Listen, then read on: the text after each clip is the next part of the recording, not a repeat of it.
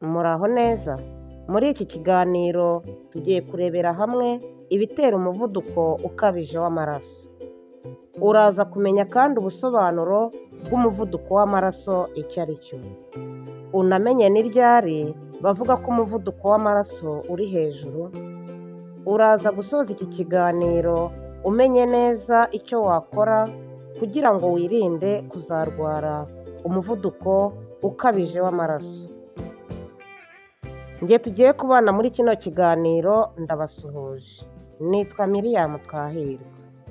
Niba ari ukigera kuri iyi channel wakora subscribe, ugakora ku kazogera kuko bidufasha kubana mu biganiro bikurikiye.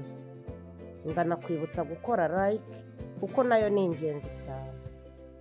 Umuvuduko w'amaraso ni ingufu amaraso agendana mu miyoboro yayo, ari byo bituma abasha kugera mu bice bitandukanye by'umubiri.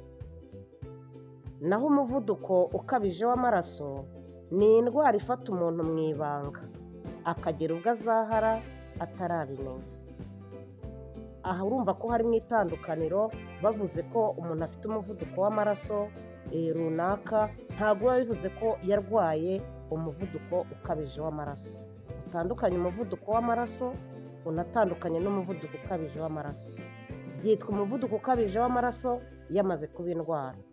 Naho umuvuduko w'amaraso ni ingufu zisanzwe amaraso agendana mu miyoboro yayo, bigatuma nyine agenda yidisitiribiwa mu bice byose bigize umubiri w'umuntu. Iyi ndwara rero y'umuvuduko ukabije w'amaraso ikunda kwica umuntu mu ibanga, imufata mu ibanga, ikanamwica mu ibanga kubera nta kimenyetso cyihariye ijya igaragaza. Uburyo bwonyine bwo kumenya ko urwaye umuvuduko ukabije w'amaraso ni uko ujya kwa muganga hagakoreshwa imashini zabugenewe zisanzwe zipima umuvuduko w'amaraso. Ibipimo by'umuvuduko w'amaraso ku muntu utarwaye. Ubusanzwe igipimo cyemewe ni 120/80 cyangwa se 12/8, aribyo byerekana ingufu ziri mu mutima igihe wohereza amaraso mu bice bitandukanye by'umubiri n'ingufu zirimo mu gihe umaze kuyohereza, bikitwa systole na diastole. Ibipimo by'umuvuduko w'amaraso bipimirwa muri milimetre de mercure. Noneho rero ni ryari uzavuga ko umuvuduko w'amaraso uri hejuru? Icyo gipimo tumaze kubona haruguru ko normale kiba kigomba kuba 12/8 cyangwa 120/80.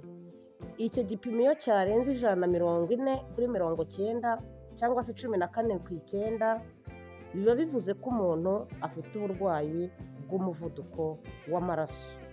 Abafite umuvuduko w'amaraso uba wagiye hejuru.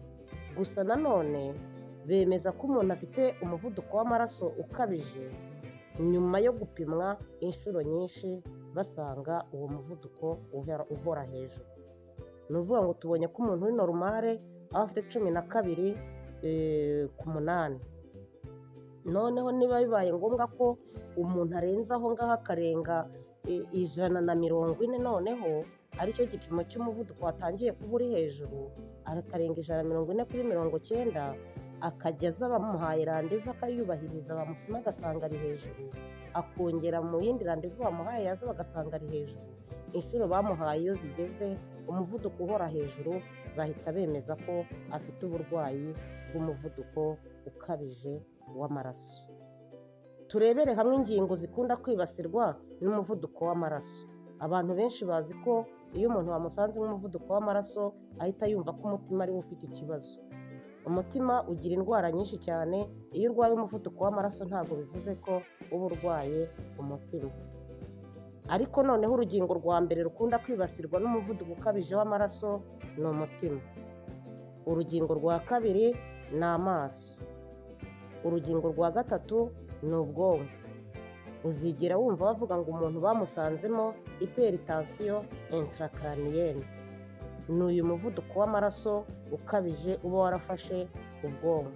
Urundi rugingo rwa kane rurwara umuvuduko ukabije w'amaraso ni impyiko. Kwirinda k'umuvuduko w'amaraso ni indwara iri disiplineri. Ugomba kugira disipurine nk'uko wagira disipurine ukirinda diyabete cyangwa izindi ndwara zandura n'umuvuduko ukabije w'amaraso. Rero ugomba kugira disipurine. Ariyo mpamvu tugiye kureba umuvuduko w'amaraso ukabije uterwa n'iki, kugira ngo ujye umenya n'uburyo uwirinda. Umuvuduko w'amaraso ukabije ni indwara iterwa n'impamvu zitandukanye, zishobora kuba izimbitse ariyo twita genetike, cyangwa izishingiye ku mibereho n'imirire. Impamvu ya mbere rero ni imirire mibi. Hari ukurya umunyu mwinshi cyane, hari ukurya ibiryo bikungahaye kuri cholesterol n'ibinure bibi, hari no kubura imboga n'imbuto mu ifunguro rya buri munsi. Impamvu ya kabiri itera umuvuduko ukabije w'amaraso ni ukugira ibiro byinshi. Kugira ibiro byinshi biza nyine utabishaka, harimo abantu batabihamagara, ariko harimo n'ababigira kubera cya kibazo twavuze cya disipurine mbi, uburyo umuntu yiyitaho. Kugira ibiro birenze urugero bishobora gutuma umutima ukora cyane, bikongera ibyago byo kurwara umuvuduko ukabije w'amaraso. Impamvu ya gatatu ituma umuntu ashobora kurwara umuvuduko ukabije w'amaraso ni ukunywa inzoga nyinshi no kunywa itabi. Inzoga n'itabi bihungabanya imiyoboro y'amaraso, bigatera igitutu kinini ku mutima ugakora cyane. Urumva niba umutima uri gukora cyane, byanze bikunze habaho ingaruka n'ibyago byo kurwara iyi ndwara y'umuvuduko ukabije w'amaraso. Impamvu ya kane itera umuvuduko ukabije w'amaraso ni siteresi. Guhora mu bwoba, kwiheba cyangwa umunaniro mwinshi bishobora gutera umuvuduko w'amaraso kuzamuka. Impamvu ya gatanu itera umuvuduko ukabije w'amaraso harimo imiterere y'umubiri noneho n'amateka y'umuryango. Kuba hari umuntu wo mu muryango wawe wigeze kurwara umuvuduko ukabije w'amaraso bigufiteho ingaruka zo kuba nawe wawurwara, nicyo twita herediteri. Hari nanone kandi kugira imyaka myinshi, abasaza n'abakecuru. Imyaka iyo imaze kujya hejuru nabyo biri mu byongera ibyago byo kurwara umuvuduko ukabije w'amaraso. Indwara zimwe na zimwe nazo rero zishobora gutera umuvuduko ukabije w'amaraso. Hari diyabete, hari indwara z'impyiko n'ihindagurika ry'imisemburo yo mu mubiri. Nakugira inama rero kugira ngo ubashe kwirinda. Genzura umuvuduko w'amaraso wawe bya hato na hato. Urye indyo yuzuye kandi ugabanye umunyu. Ujye ukora imyitozo ngororamubiri nibura iminota 30 ku munsi.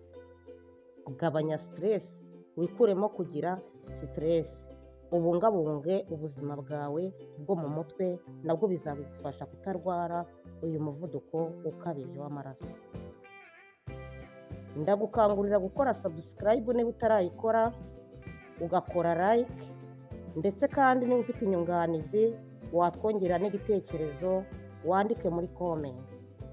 Murakoze, mugire amahoro, nakagaruka.